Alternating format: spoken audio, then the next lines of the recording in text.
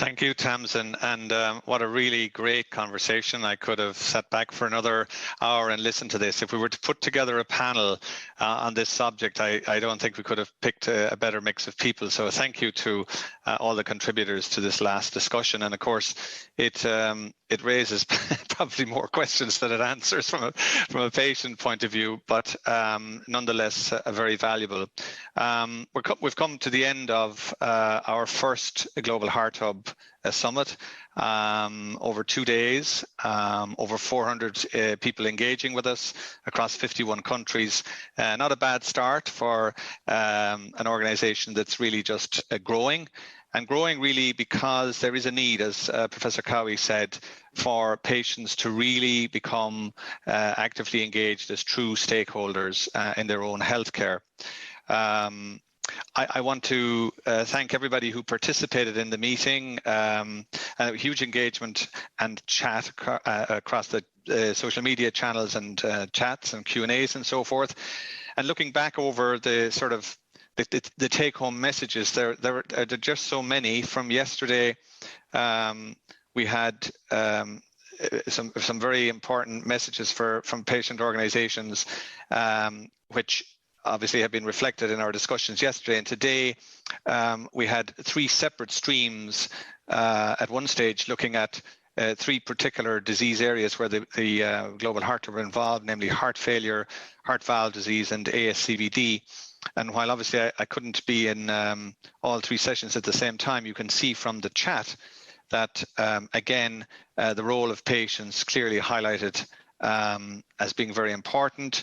Interestingly, in the heart valve disease conversation, looking at the chat, it seems that actually the clinicians are saying, you know, help us to help you, and a lot of openness to the whole area of shared decision making, which is great to see.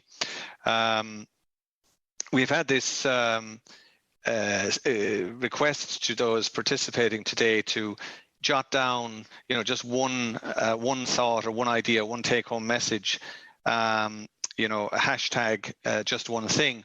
And for me, I would have 2 but related hashtags. One is hashtag let's join forces and create a collaboration of the willing. And I think just from relation to the last conversation, hashtag let's co-design. And I think there's really great opportunities here for patients to engage. And I would see this as the purpose of the Global Hub now, to try and bring these patients together and to facilitate that patient voice to rise up and to engage, notwithstanding the many challenges. The last one just mentioned in relation to funding. You know, maybe there are big changes that need to take place in terms of the status of patient organizations at a country level and how they engage with governments. At the moment, I think when you look at the healthcare ecosystem, even though it's all built around the patient, the reality is the patient is the weakest link. They're the vulnerable individual who finds themselves living perhaps with a diagnosis or a condition that they hadn't anticipated, and they're working in an environment where they want their voice to be heard, where everybody else in that environment is there by choice. They're trained to be there, they're paid to be there. And that really does highlight the need to somehow support and create an infrastructure that allows the patient voice to be truly accommodated. So I think all round a really great conversation across 2 days and a really great meeting. Excellent. Thank you very much. So it just remains to me to say a big thank you to the technical team who behind the scenes made all of this happen so smoothly. Thank you all to the members of the Global Heart Hub who spent so long preparing this. If you had a great experience, there was lots of really good resources, the Just One Thing and all these other things that have been put together to make your virtual experience as immersive and as complete as possible. That was down to the Global Heart Hub team. So thank you to all of them. To the rest of you at home, be safe. This was the first Global Heart Summit, but I'm sure, Neil, this won't be the last. I'm sure this is the first in a series of activities that you'll be doing to take things forward. So I think it just remains to me to say thank you all. It was a big experiment. We see that there was a huge interest. I'm particularly, when I looked at the Just One Thing and at the questions that came in, I was struck by how engaged the audience was, how knowledgeable, and how interested they were in asking questions about how to move the whole patient advocacy forward. And I think that's absolutely what we need. That's key.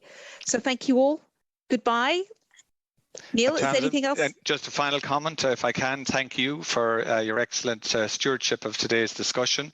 Thank the panelists we have right in front of us. As I said, it was a really stimulating discussion, raised lots of questions, lots of issues, and lots of food for thought. Thank you to all the speakers who have contributed over the last 2 days to all of our sessions. I want to especially call out a special thanks to the person who put this whole program together, Olive Fenton, my colleague, and she's also been supported by my other colleagues, Maureen Boyle, Jackie Opier, Maria Connolly, Idel Keneally, and Sienna Fallon. Without them, of course, we wouldn't have been able to put the show together.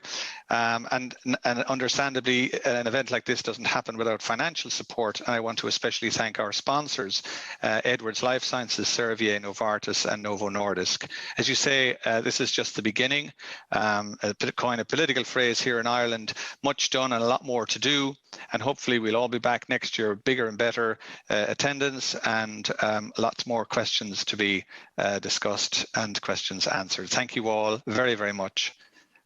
Much appreciated.